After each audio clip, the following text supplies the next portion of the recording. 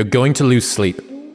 You'll doubt whether it'll work. You'll stress to make ends meet. You won't finish your to-do list. You'll wonder whether you made the right call and have no way to know for years. This is what hard feels like, and that's okay.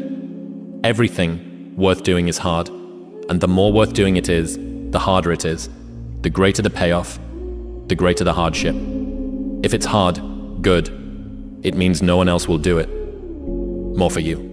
My biggest fear, honestly, was, let's say this. Let's say, I don't care if you believe in God or not. I don't care. So let's just play a game with me. Let's say you're God, and we have a big, long line of people.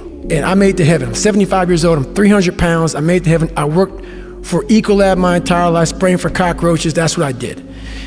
But I'm dead. I'm in heaven now. And you're judging us all now. So we're in line. We're all sitting there in line. You have Adam Brown. He has a big board up, and you're talking to Adam Brown about his life.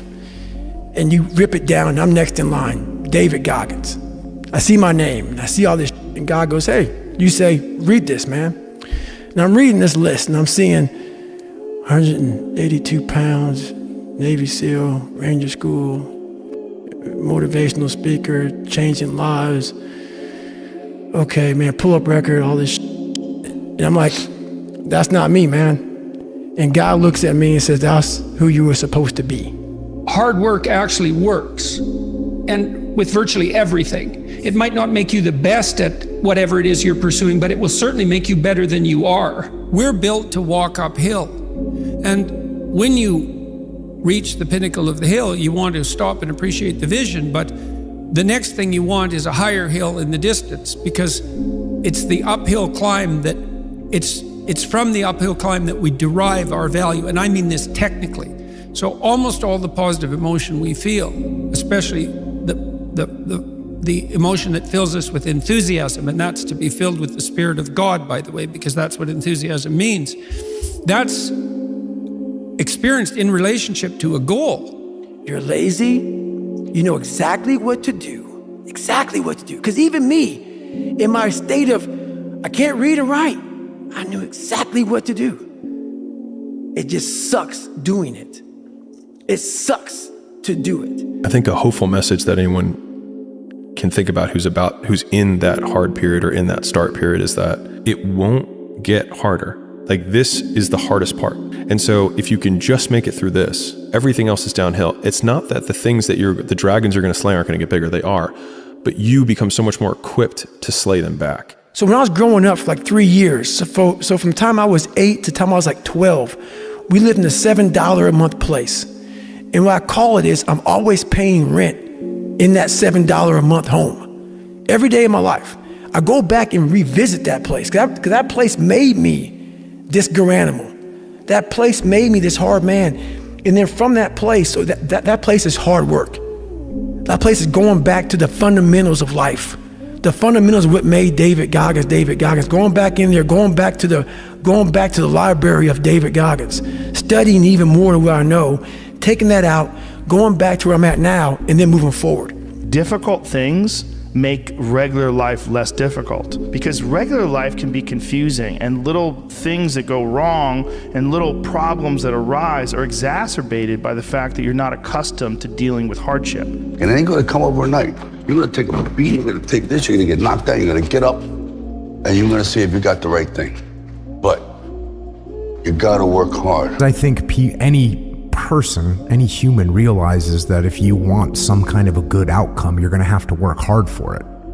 and if you don't work hard for something, you're not going to get an outcome that's really worth much.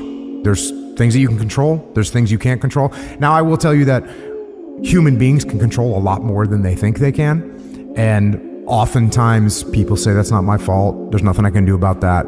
And more often than people think, there is something you can do about it. You play the game with zero sleep. Zero sleep. Zero sleep. It's like, kids, Natalia had a certain, health situation or what have you, and you're staying up all night, and then you got to go out and perform, because fans don't know, teammates don't know, nor do they care, nor should they, that you've been up all night. You got to perform, right? And so You just gotta go to work, man. You gotta lead by example. If you want your kids to do whatever it is they want to accomplish in life, you have to show them. You can't. You gotta show them. And that's what I tried to do. Those early days, that little trench winning in the weeds, oftentimes gives you these huge advantages later on because you have more context than anyone else. And so rather than lament them and hate the fact that you're going through it, remembering that these will be arrows that you put in the quiver that you're going to be using to slay the future bigger dragons. I find that consistency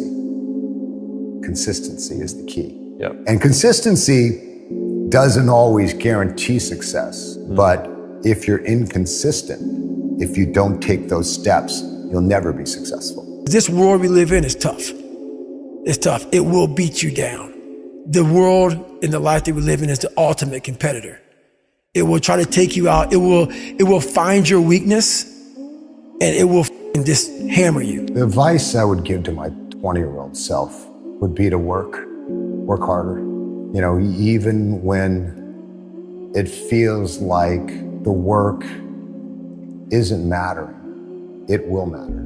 You know, delayed does not mean denied. Motivation is a feeling that comes and goes, and it doesn't matter whether it's there or not. Discipline is infinitely more important. So no matter how you feel, get up and do what you're supposed to do. That's it. And that's discipline. That's not motivation. If you only did what you were supposed to do when you were motivated to do it, that's leaving it to chance. But if you're disciplined, you go do what you're supposed to do. That's the way it works. What's more beneficial, in fact, can serve as a tremendous amplifier on all endeavors that you engage in, especially hard endeavors, is to A, not start layering in other sources of dopamine in order to get to the starting line, not layering in other sources of dopamine in order to be able to continue, but rather to subjectively start to attach the feeling of friction and effort to an internally generated reward system. And this is not meant to be vague. This is a system that exists in your mind, that exists in the minds of humans for hundreds of thousands of years. You're here to live, not to sleep.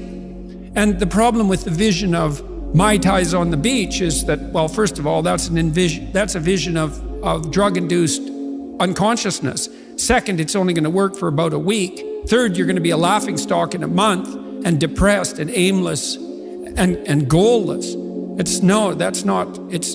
You want a horizon of ever expanding possibility. When you can learn to do things when you don't want to, when you don't feel like it, when you're tired, when you can learn to push yourself to do them, that's when the world opens up to you. That's when success knocks at your door.